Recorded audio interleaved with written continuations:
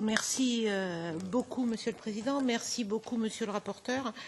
Le document de travail que nous avons ce matin est un document qui est particulièrement complet et je voudrais vous en remercier parce que ça va nous faciliter le travail.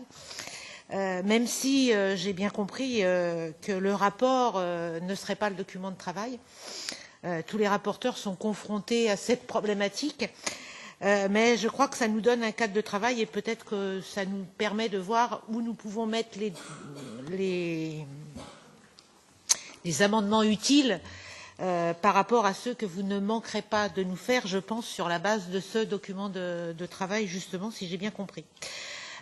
Si j'ai un reproche à vous faire, c'est, mais ça ne vous surprendra pas, nous nous connaissons, donc c'est peut-être une tonalité un peu trop gentillette par rapport aux politiques européennes, et notamment la contradiction qu'il y a entre ce que nous disons, ce que dit l'Union européenne par rapport à ces populations qui, il est vrai, fait avancer les choses, je veux bien en convenir, mais la réalité des politiques européennes, et notamment des politiques commerciales, des accords de libre-échange et des conséquences de ceux-ci par rapport à ces populations, qui, d'une certaine façon, encouragent les États qui ne respectent pas les droits de ces populations à continuer.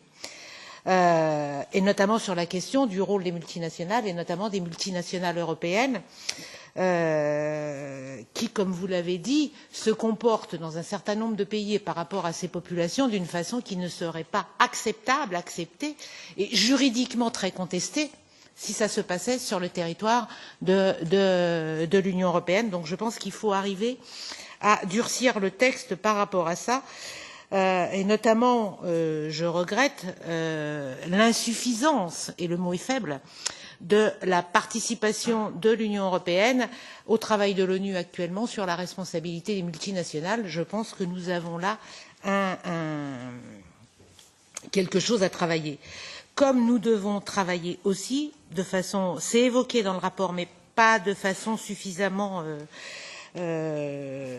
pointue, je dirais, sur la question des violences. Alors vous l'évoquez, mais je pense qu'il faudrait en tirer des conséquences un petit peu plus dures sur la question des violences à l'égard de ces populations, qui rejoignent d'ailleurs très souvent la question des violences à l'égard des défenseurs de l'environnement, parce qu'ils sont souvent en première ligne, et que l'absence de sanctions est quelque chose de particulièrement difficile.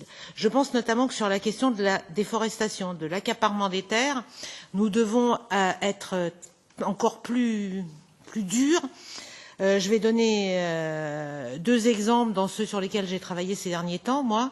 Par exemple, ce qui se passe au Vietnam, avec les phénomènes d'accaparement des terres, les phénomènes d'expulsion, les phénomènes qui font que des populations se trouvent démunies de tout droit, de toute réalité, et pire encore, tout ce qui se passe en Amazonie, vous l'avez évoqué. Moi, j'ai toujours dans la tête le fait qu'un tiers de la forêt amazonienne a disparu, et ce n'est pas acceptable. Et puis, enfin, dernière chose, il y a une chose que j'ai entendue hier, et qui me paraît pas suffisamment marquée dans votre rapport, la question des langues. Parce qu'un de nos intervenants hier disait les peuples autochtones, c'est 4000 des 7000 langues qui existent aujourd'hui. Et toutes les 2 semaines, une langue disparaît. Et c'est une perte de culture qui me paraît importante à souligner. Donc je me réjouis à l'avance du travail que nous allons pouvoir faire ensemble et j'attends le draft de votre rapport avec impatience. Merci beaucoup, Monsieur Assis.